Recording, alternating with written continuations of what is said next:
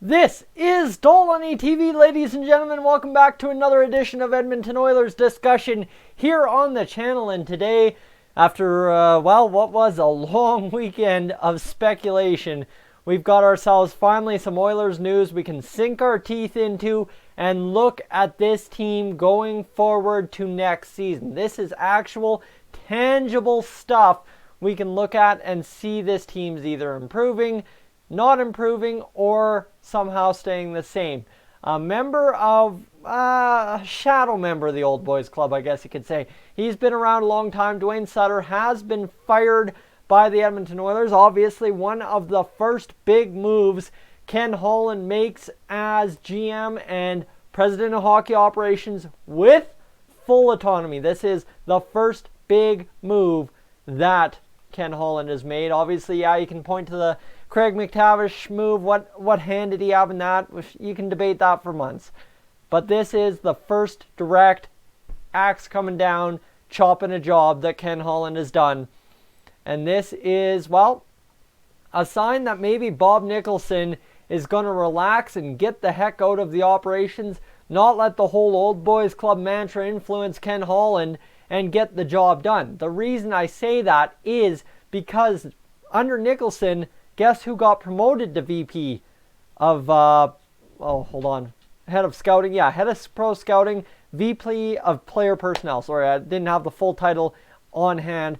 But right there, that's what I'm talking about, is Dwayne Sutter was promoted to VP of player personnel under Peter Chiarelli, under, yes, Bob Nicholson. So that whole era right around that Taylor Hall trade, Milan Lucic signing era, that's when Dwayne Sutter really became the big player that he has been over the past few years for the Oilers. He's been with the organization for a while, since the Steve Tambellini days.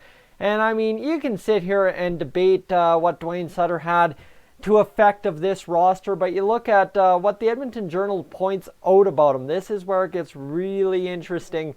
So you think about this. What hand he was in charge, so Bears Direct, let me get to it. The question that really is the pre-Chiarelli era. This is the pre-Chiarelli era. The Benoit Pouliot signing, the Mark Fane signing, the Nikita Nikitin signings. He was there for those. What role did he have? That's exactly what the Journal's asking. That's what I'm asking. That's what I'm putting to you to judge today. What role did he have in the prior failures before everyone started screaming bloody murder about the Chiarelli era? And then there's also the Tom Gilbert and Nick Schultz trade that we can't forget about. And those were when he was just a pro scout. But you know what? If you're a pro scout, those are guys that you're evaluating. That's your job that you were doing that really was not working effectively. So right there, that's a good reason that you look at. And now you get into when he was VP of player personnel. And this is the Oilers trade for Jordan Eberle to the New York Islanders for Ryan Strome. Clearly, yes, there's a lot that can be made about that. Don't kid me wrong there. This is all like just mind-numbing, clear the cabinet kind of stuff. It has to be done. Yes, I'm not denying that. But it's just to sit here and look at the guys that are responsible for what has happened over the past 3 years. But they've been here a lot longer than that. And who knows to what extent been responsible for more failure than they are credited for just in the Chiarelli area. So obviously the signing of Kyle Brodziak last year, that one, I don't blame anyone. That was a great gamble to take, and just like everything this year, it didn't work out. That's Kyle Brodziak, slow, but he was meant to be that slow, stabilizing, fourth line, face-off winning, Boyd Gordon style player, and it just didn't pan out. And then you've got also the fact that we signed Jason Garrison because he had such a terrific camp and we needed him. No, Jason Garrison was not the guy to replace Andre Sekera. Bouchard should not have been rushed. You had Ethan Bear. You had Caleb Jones ready to play some NHL time. And you know what? I would have preferred to see Caleb Jones start the year in the NHL as opposed to that little jot down the middle that he took in the NHL season this year with the Oilers. That misplaced, mishandled, and that's, again, pro scouts not doing their job, leading to the kids getting overexposed. That's exactly why I think Ken Holland made this move is you see how much failure one guy was a part of. I'm not saying 100% responsible for. You know what? I've said that a few times before, and I get jumped on for that. I have no clue to what degree Dwayne Sutter was responsible for all this failure. But you know what? He had a hand. As everybody does in a business decision, they have a hand. And hockey, at the end of the day, ladies and gentlemen, is a business. So there you go. That's a couple other things. And really the inability to find veteran forwards, as the Edmonton Journal points out, that is exemplified in Toby Reeder. And then, of course, you've got the Spooner for Strome trade. You've got the Manning for Kajula trade. You've got the third for the Petrovic trade.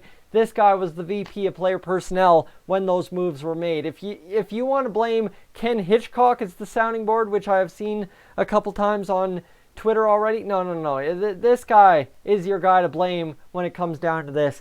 Ken Hitchcock doesn't get these guys, these names put to him if Dwayne Sutter doesn't put these names out there. So you understand where I'm coming. Trickle down effect. Yeah, it's tough to go, but that's essentially the take. At least he's been fired.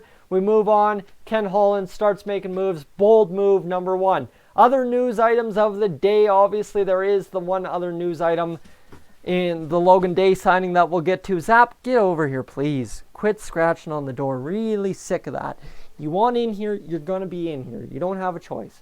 But you get to the Logan Day signing. First off, there's also JJ Hebert, I think is how you say it. I'm not too familiar.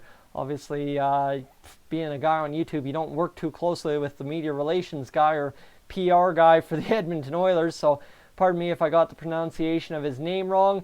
From everything I've heard, a vet of the Oilers organization, a vet of many years of failure as well. And when you're the PR guy, what do? You spin it. Just pointing out facts, just trying to get it clear in your head. So maybe Ken Holland just trying to find somebody new to spin a story of success. That's hopefully what this is. I'm not saying by any degree JJ Hebert was the fault guy for the failure of the past 10 years. No. I'm just saying it's a new face to spin a new story. That's essentially what I'm saying. Ken Holland's bringing in his guy to spin his story. That's all it realistically is, in my opinion, when it comes down to firing the former PR guy under the old regime of the Edmonton Oilers from last year, now transitioning to Ken Holland.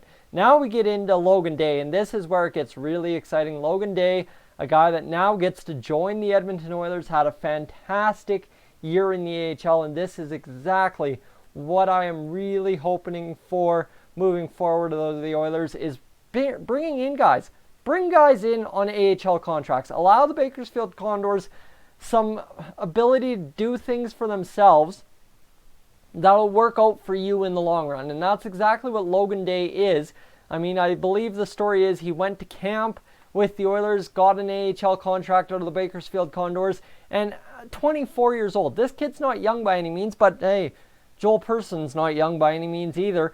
So he'll be at camp and he'll really contend for a spot. If not, he'll stabilize a very good next year blue line for the Bakersfield Condors, at least to start the year, before we bring up Evan Bouchard. And I mean, the kid was absolutely lights out. 34 points, 64 games, 7 goals, 27 assists. Played all over the map in the Bakersfield Condors defensive core, as far as I understand, other than I think the pair of Bear and Lowe were pretty much together all season. But come on, guys, 34 points on a rookie contract in the AHL after an NHL camp. That is absolutely fantastic to see from a kid from Florida, of all places. Guys, that's absolutely awesome. So that's your news of the day. Logan Day signs a 1-year entry-level deal with the Oilers.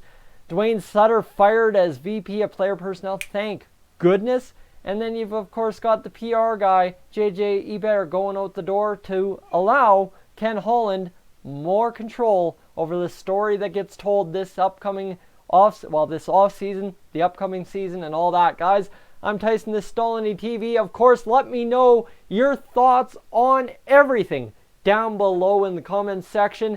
And one thing I will link in the description is I'm starting to get t-shirts and stickers made up and stuff, just to allow you to brand out a little bit more if you want. So definitely check out the comments or the description. See, I don't even know how to sell this stuff, guys. I'm trying to sell it. I tried mapping this out in my head and it just didn't work out. Anyway, Tyson, Dolany TV. As always, guys, I will catch you in the next one. For Zap, up on out of here.